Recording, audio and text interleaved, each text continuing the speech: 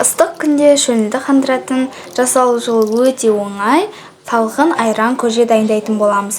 Видеоның соңына дейін қараңыздар. Және де арнама тіркеліп, лайк басуды ұмытпаңыздар. Ең алдымен қазанымызға салқын су құйып, қайнатамыз. Қайнап тұрған суға тұз қосамыз.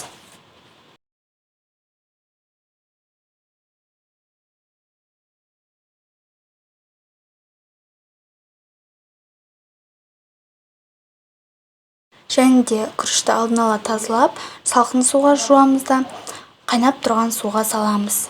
Жақсылап араластырамыз.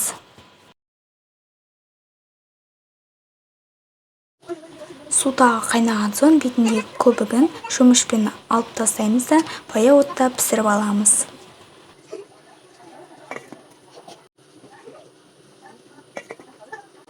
Күріш жабысып қалмас үшін араластырып тұрамыз.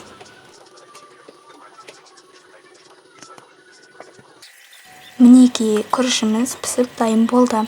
Енді оны суытып қоямыз. Суыған соң айранымызды біркелкі етіп араластырып, жаңағы күрішімізге құйып араластырамыз.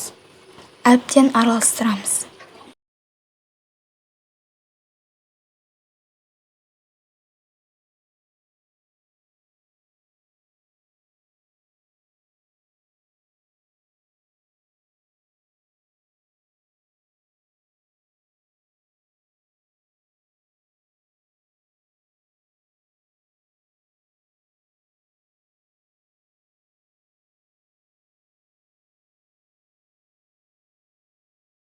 Егерде көжеміз осында қою болып жатса, үстіне қайнап тұрған суды құйып араластырамыз.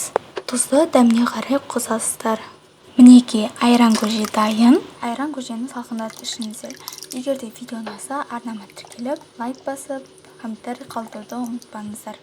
Келесі кездескенше аман сау болыңыздар.